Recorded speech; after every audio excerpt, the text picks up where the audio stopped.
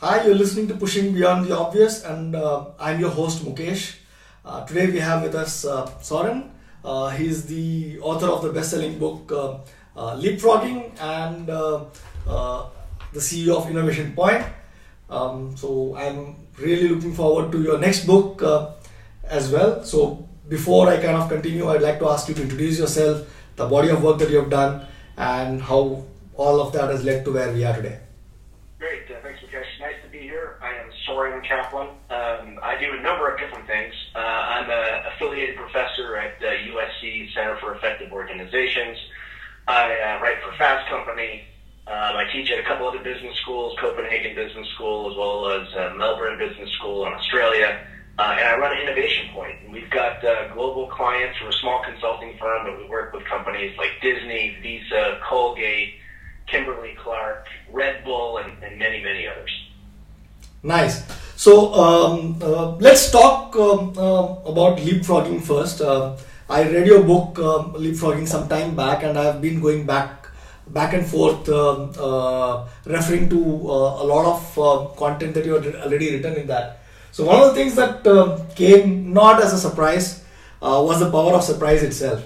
So if you could just elaborate as to how did you get this insight about surprise and the role that surprise can play in innovation? Well, I've worked in big companies. I ran the strategy group at HP in Silicon Valley. And I've also done a couple startups and also advised startups. And the common thread is this notion of what I call the power of surprise, which is essentially the fact that we can have the best thought out business plans and strategies, and we have to be open to some of the surprises, the good things and the bad things that happen when we go off and try to innovate and try to change the world, because it's not always a linear strategic process. There's a lot of variables that come into play that you can't forecast. And I think a lot of the kind of lean startup and design thinking take that into account now. And I was kind of writing about it 4 or 5 years ago from a leadership perspective. Interesting. And you coined this term leapfrogging. I don't know whether you coined this term or whether you made it popular. Well, the whole notion of leapfrogging has been around in technology for a while, where you kind of introduce a technology that leapfrogs over something that might have existed in the developed world. So, in Africa, you go straight to mobile phones rather than having hardwired phones. But that's really been that was the only real popular reference to it. But what I wanted to do is basically find a term, and a lot of my clients were using it, that they wanted to leapfrog over the competition or leapfrog over the market and introduce something new. And so, I kind of used it. Innovation is such a buzzword these days. I just wanted to get a little bit of a different flavor in there as well. And there's a ton of examples in that book about, you can call them a disruptive innovation or a blue ocean, but really it's about kind of leapfrogging over what the market thinks is possible, so that then you can introduce something that kind of leapfrog over the competition and kind of the value that you can create in the market. So if I can ask you to maybe take one example from the book or post the book, which illustrates how a particular organization has actually gone ahead and leapfrogged using your model. Well, I'll use a startup example. One of my friends from high school, a guy named Chuck. Chuck came to me when I was at HP, and he basically said, "Hey, I have this business plan, and I want to give me some feedback on this business plan." And it was called the company's called Easy Eats. So I gave him some feedback, and he was asking me some questions about it, and he wanted to know if I wanted to help him start it. And I was at HP and running a strategy group, but I decided not to.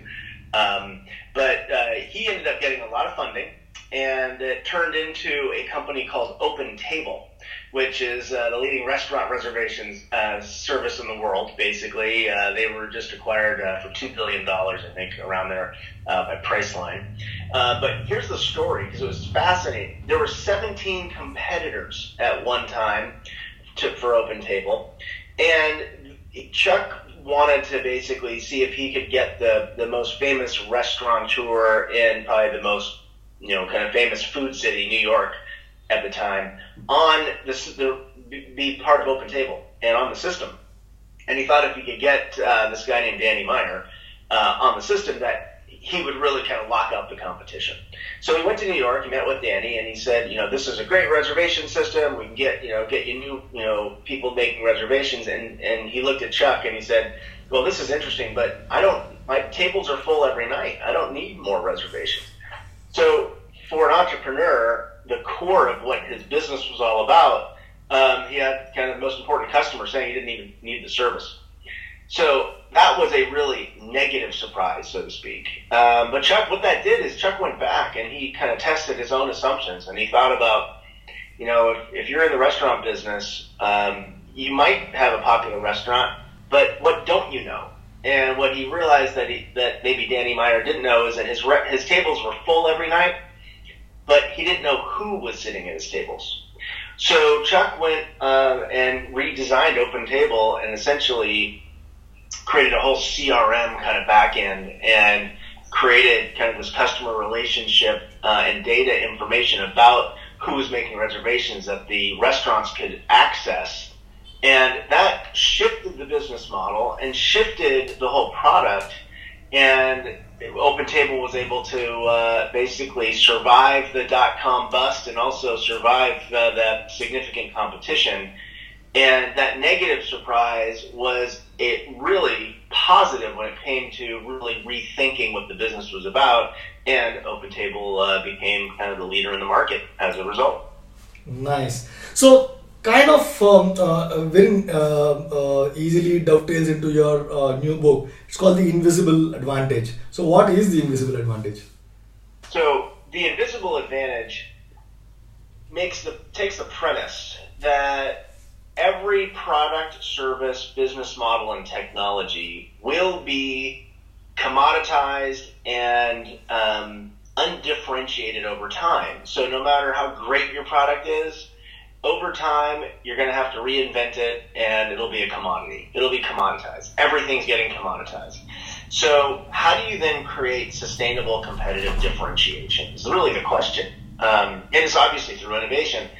But the invisible advantage really is suggesting that, and I've seen this, where is that the only semi-sustainable competitive advantage is your organizational culture. And culture is invisible. It's the norms and values that guides people's behaviors every day. And so what you want to do is you want to design your culture to promote innovation. So you get innovation in a sustainable way. So no matter what the product, service, or business model is you have today, you have an organization that's really focused on continually exploring it, adding value, reinventing it, so that it's happening through your culture in a sustainable way. Otherwise, you develop your product and then you kind of sell it, and then all of a sudden you realize that the competition's encroaching, and you got to really reinvent. And so this is all about creating that invisible, sustainable advantage that every company needs for the future. Yeah. So whenever you talk to an entrepreneur, whether it is small, medium, or large, everyone understands the importance of culture. But not many people are able to get a hold on how do you actually build a culture? How do you actually ensure that there is a consistent culture in the organization itself? And nobody has any idea about how do you impact a culture as well. So first questions first, what according to you is a culture? And two, is it something that organizations can control and have control over? And tweak over a period of time, and if yes, how? So every country has a culture, every organization has a culture. We all are kind of familiar with culture, especially if we travel outside of our country and we realize, wow, there's different ways of living and being. And so what culture is it's the underlying norms and values that exist within an organization that impact behavior. So when you're an entrepreneur and you're creating a business, you have a choice. You can either consciously design your behavior, so to speak, so that it reinforces the kind of values you want for your company. Or you can be unconscious about it, and hopefully you'll get it if you're a charismatic leader and you have the right values. But if you don't, then you could get behavior that you really don't want to see in the organization that doesn't really reinforce where you want to go. So, there's great examples of that. You can do a lot of different things. In my book, I talk about you can set, first you want to think about what your innovation intent is. What are you trying to achieve in the world, and how does innovation tie to that? You make it very explicit to people. And I can give examples of that. The innovation intent, your structure and process, your metrics, your technology that you use to collaborate as well as collaborate externally, and the people that you hire and how you develop them. Though all of those things can be designed to communicate to people that you want their input, you want their creativity, you want their innovation, very explicitly. Because if you don't do it explicitly, then it's just, by default, you might get it or you might not. But that's not about strategic innovation. So I get it. Now, when you say you have to be strategic and have intent in order to create a certain kind of culture, it presupposes that as a CEO or as the leader of the organization, I already know where I want to go or where I want to take my organization. It presupposes also that I know the exact kind of behaviors and that I want my people to exhibit. So which also presupposes that I'm able to identify and hire people who can actually live those values. So there seems to be too many moving parts in the entire system, which seems to be making this entire conversation around culture more and more difficult. And as a result, what is happening is that I'm seeing a lot of CEOs and a lot of entrepreneurs are actually giving up on their confidence in terms of actually having an impact on their organizational culture. For very small organizations, startups, 2 people, 3 people, even maybe up to about 7-8 people, they're still able to manage and have some semblance of control on how the culture is evolving. But the moment you tend to cross the 8-10 employee size, it tends to become really, really complicated. So have you seen this across the world? This is something that I'm seeing here in India. I mean, have you seen this across the world? And if yes, do you have any example of an organization which is actually, outside of Apple and Zappos maybe, because these are probably the 2 really large touted organizations in terms of culture. So outside of these 2, if you have any example where an entrepreneur has actually,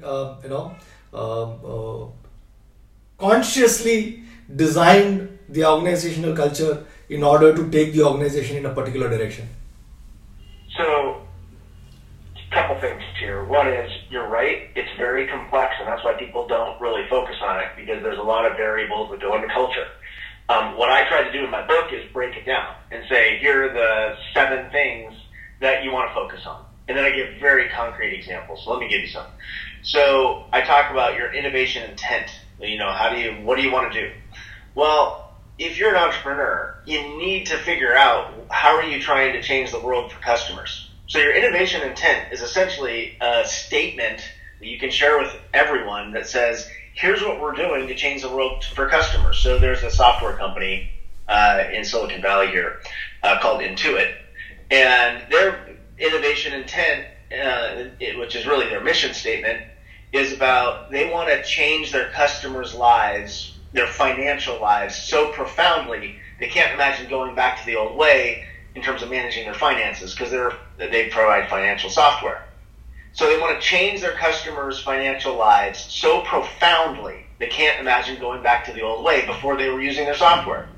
And everyone knows that that's what they're focused on. There's another company in San Francisco here. I've done some work with their media company. It's a public media company even. And they have basically an innovation intent statement, which I will read to you. It's in my book. But basically what they say is they want and they provide television and radio and online education and news. So what they basically say is, we want to do the right thing for our audience, the community, supporters, our staff, and the organization by continually assessing, prioritizing, and improving what we do and how we do it. It's very simple, but they're basically saying that they they're creating a statement that communicates to everyone, this is what innovation means to us, and ideally anchoring it in those that they're serving, their customers. So KQED is the organization that I just mentioned, and they have not just kind of the audience, but they also define their customer as a community as well.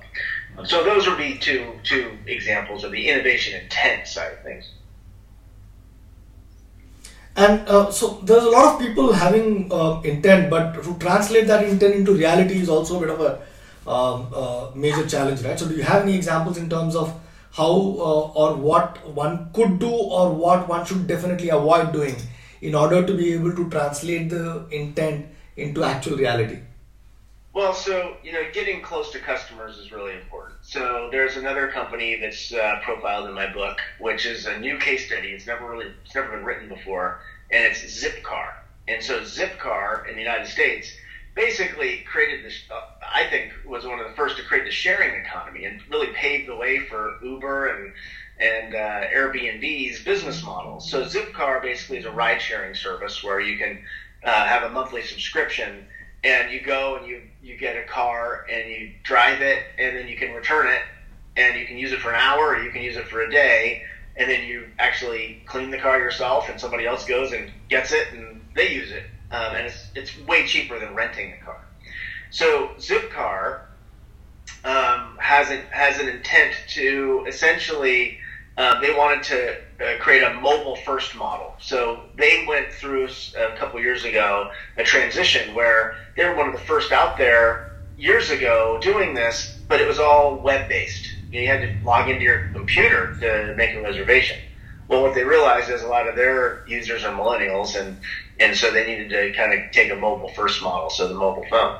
Well, one of the things they did is they needed to get clear to all the employees that they wanted to go with that mobile-first strategy. So they had a meeting. They took everybody down to the basement, and they had a couple old desktop computers, and they gave everybody a sledgehammer, and they all bashed the computers to bits. So, it's kind of a silly example, but basically what it communicated to everyone was that was the old way, and they're moving into the new way. And it created a story. It created an experience for their employees that then was a symbol of that they were going to move to the next generation of technology. And then they started doing a whole bunch of other stuff as well. But that's a very simple example of something kind of fun and silly, but that it really communicates what your values are and where you're going to go as a company. Interesting. And one of the challenges that people face when you're working with culture and trying to either design a culture or impact or change or transform a particular culture is the actual decision-making process itself, and how leaders live the values that they expound, right? So have you seen any particular metric or any particular way of communicating the values in terms of the decision making itself that has any impact? Well, I have another chapter in my book. It's about innovation metrics. So basically, you get what you measure is the subtitle of that chapter. You get what you measure, which basically means if you measure, if you want more innovation, you need to measure what you're going to get. So you need to look at the outputs first of all. So a lot of companies are measuring growth, or measuring clicks or whatever, and that's fine. But from an innovation angle, you want to measure things like, there's a good example from Facebook. Early on, they measured how many people are coming back. So they wanted to repeat users. There's other things that you can measure, though, around number of new products or services or features that are being purchased or revenue from those that were introduced in the last year or introduced in the last 2 years. So you're driving metrics based on innovation rather than just saying, it's overall business growth.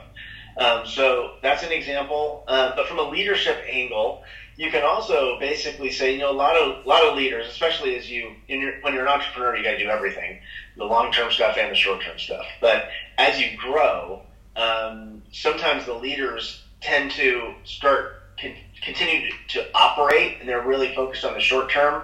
And so you can actually measure leaders on longer-term strategic thinking and how much time they're spending on looking at the future and kind of measure them that way. Or even look at a number of partnerships that are being created to expand into new markets, those kinds of things. So by setting metrics on that, then you can kind of drive different types of behavior from the leaders, which then demonstrate the kind of values that you want to communicate to the employees as well.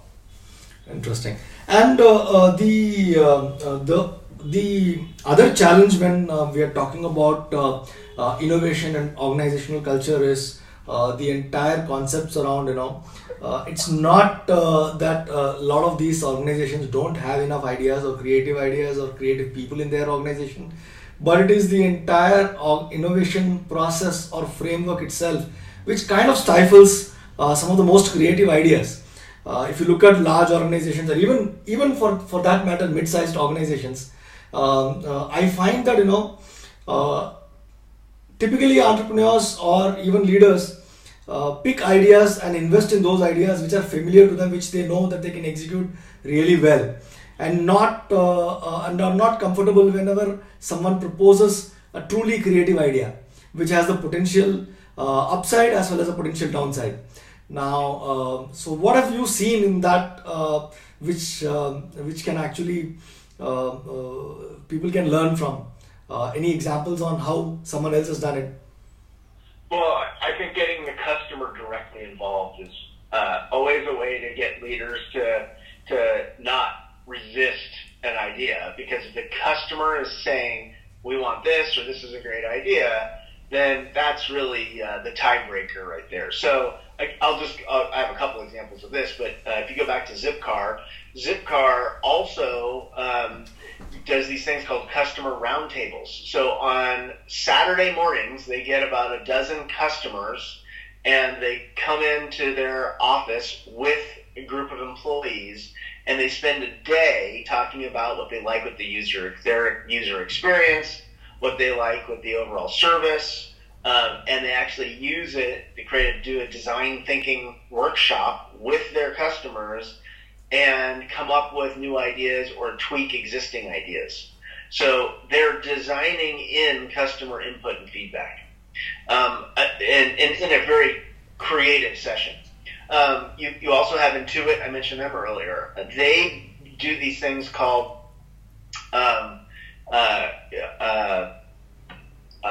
they hold on one second. They bring them.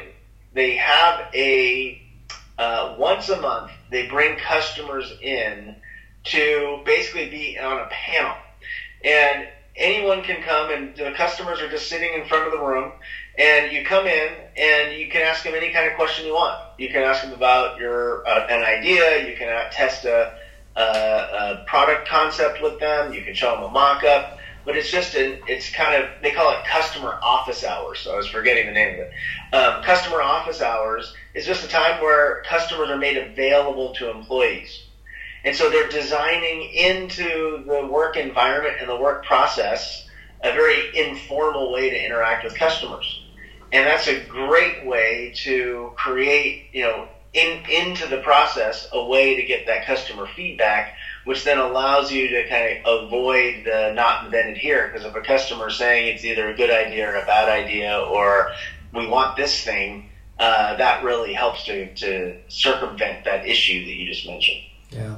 So, and I'm sure that in your research, you would have come across some very common mistakes or misconceptions or missteps that people do when they are trying to influence the culture of an organization. So what would those be which definitely need to be avoided? Well, I think that when it comes to innovation, if you have such a rigid process, as companies grow, typically you end up creating like a stage gate process or a multi-step innovation process. And one of the biggest downfalls is that you try to make innovation such a process that you actually don't get it. And so there's a real balance between structured innovation and unstructured innovation. So I think that's one of the biggest downfalls that I see, that very process-focused companies try to make innovation a very focused process. But what I would say, that some examples of how you can deal with that, you've got like Adobe has this thing called Kickbox. It's a toolkit, and you can search Adobe Kickbox, and it's freely available. And it's a multi-step. It's got like 6 different steps, so it is a process, but it's very flexible in a process, and anyone can get this Kickbox. They teach you how to basically use the design thinking and lean startup model. They teach you how to come up with ideas, and they even give you a little money through a gift card, Visa gift card, to buy Google ads for your product that might not even exist, so you can see if there's interest in it. So it's a really creative way to just give people tools to innovate kind of outside of the formal process.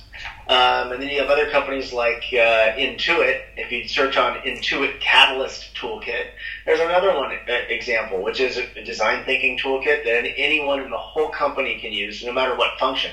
Even human resources and even legal can use design thinking and get customer empathy to come up with new ideas.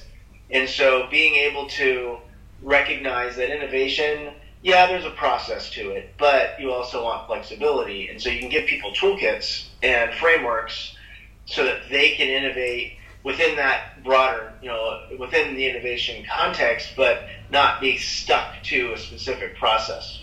Also tells people that innovation is not just some particular team's job. It's open for the entire organization to actually relook at what they are doing and actually contribute to innovation. If you want what I call a culture of innovation, it's not, you don't have an innovation department just doing it. And it goes back to your innovation intent. Do you want everyone innovating? And you can argue, well, I don't want everyone trying to be a disruptive innovator. And I would agree with that. But if you make innovation everyone's job, then no matter what they're doing, you can define innovation as incremental improvements and process improvements, and that's totally fine. And so support that and reinforce it. But you can also say some people's job is more of the sustaining innovation or disruptive innovation, and that's good too. So, being able to define innovation and your innovation intent from the different types of innovation that exist, and then make it everyone's job, but then give them a line of sight to what does that mean for my job. So if I'm in human resources, it's going to be something a lot different than if I'm in product development. Yeah, interesting. So one of the challenges that I have also seen entrepreneurs face when it comes to innovation is there are times when it is absolutely critical that they relook at their entire business model and disrupt themselves and their existing cash cows in order to be able to sustain, and they are in a fix because they don't want to hurt their existing business, but at the same time realize that it is getting hurt whether they want or whether they do it themselves or not. Now it seems to be a conundrum where they kind of get frozen and don't do anything. So do you have any framework or a way of thinking to get themselves out of such a situation? Well, that's a common issue, and there's a number of different models that can be used for that. I'll give another example. One of my clients here in the United States is the group that provides insurance to the American Automobile Association, so AAA insurance. And the insurance industry is about to really be disrupted through various things, telematics in cars, where you can measure how many miles a car goes, which then allows you to charge for insurance based on the mile. versus annual premium, for example, and the business model may change. Self-driving cars may radically disrupt insurance as well, because who are you insuring? Are you insuring a person driving? Well, but they're not driving. Or what are you insuring? The car, or the company that made the car, or the network? So there's a lot of disruption about to happen.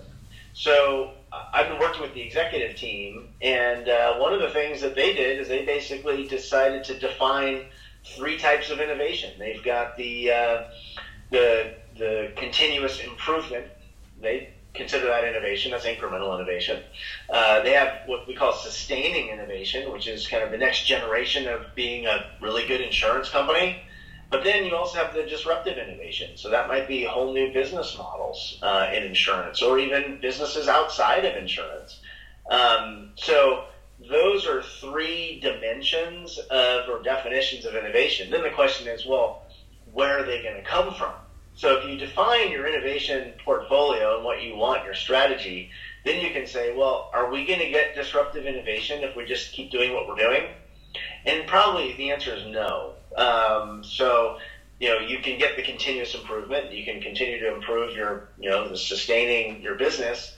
But if you want the bigger stuff, then there are different models that you can go after there. So then you can go after creating, creating an incubator or a lab, an innovation lab.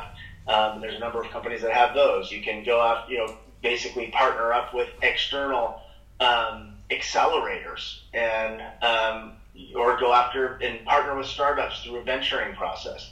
Connect and develop is another way to do R&D, like Procter & Gamble. They go out and they source technology from outside, but then they develop it inside. So there's various models there, but I think it starts with recognizing you're not going to be disruptive. And so then you have to go out and you have to find different approaches to incubate businesses outside the current structure. Interesting. And so I'm sure in the process of researching this book, you would have had, you would have written much more than what actually ends up in the book. So is there anything that actually did not end up in the book, but you think is important, but probably didn't fit the structure or the flow of the book, which you would like to share with us?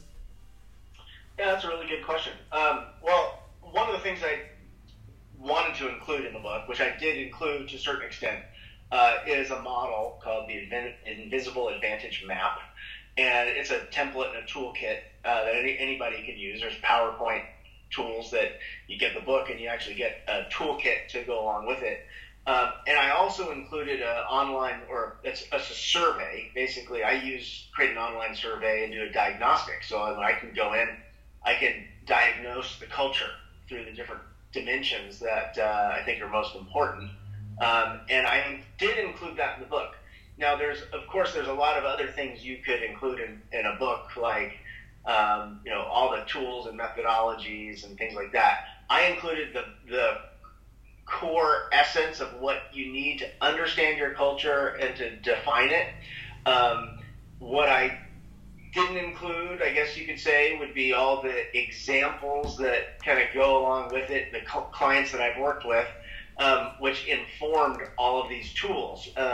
Some of them are just proprietary. I'm working with executives from a lot of companies, and I can't really share what we did there by company name, but it's all reflected in some of the theory as well as the tools that I've got. Interesting. So in the book, I think you kind of conclude the book with a 4-step process in order to be able to action whatever follows in the book. So if I may ask you, if you could just share what those 4-step process is and why those 4 steps, what kind of culminated in that 4 steps? Sure. Well, the first one is you need to get your leadership team, if you really want a culture of innovation and you want to drive that, it's really helpful to start at the top. People look at leadership as the signals for what kind of behavior is kind of good and bad. So, get your leadership team together and agree on kind of what your innovation intent is, and that you want that innovation culture is important. one of the steps is, that's the first step. And then I also include, I created a video actually that makes the business case for creating a culture of innovation. So that comes along with the book. You buy the book, you get that video. It's online. And then the second step is really using some of the tools in the book. I have an interview guide in the book. I've got a questionnaire survey, and you can diagnose your culture with those. So basically going out and talking to people, interviewing them. If you want to do this online survey, if you've got a big enough organization, you could do that. But create kind of the current state view of your culture. The third step is really bringing back your leadership team to say, what did we learn about our culture? What is it? What's working? What's not? And using what I call the invisible advantage map to basically say, here's our current state, and then identify future state opportunities. So I've got a whole list in this book related to structure, process, metrics, leadership, people, and it helps kind of basically be a starting point for ideas. And then basically create an action plan. So, if you define your future state culture, create an action plan so that leadership starts to embody some of the behaviors that are tied to the kind of things you want in that culture. And so some of the examples I gave and some of the tools, you could create toolkits, you could do customer office hours and bring customers in. Doing those kinds of things and implementing those very simple things actually go a long way to showing that leadership's committed to a new way of behaving and a new value set around innovation. Very interesting. So, one of the things that I always ask my guests when we have a conversation is, how do you keep yourself up to date? How do you learn? And what are some of your go-to mechanisms or go-to tools for you to stay up to date on whatever it is that you are trying to learn? Well, there's a few of them. One is I read about an hour and a half to 2 hours a day, and it's a very diverse range of things. So from the news to looking at LinkedIn Pulse to just scanning the internet for some of the key trends and what's out there, from Internet of Things to big data to cognitive computing, trying to just stay up to breast on the trends, because that tells me what organizations have to do to address the trends. I do some reading. I'm pretty selective with the books that I do read, because it takes a while to read a book. But I also talk to a lot of people. I'm constantly talking to clients, people in organizations, and try to, I work across industries, so it's not just one industry, trying to understand the problems and challenges of business across industries through direct interactions with executives, and not just executives, people who are middle level as well as even lower level, to understand what's keeping them up at night. What are their struggles? I'm talking to clients every single week. And that keeps me fresh. I'm not just an academic. I do writing, but being out there is something that's really important as well. And so I think it's kind of the reading piece, but also the interaction piece. That's really keeps me fresh.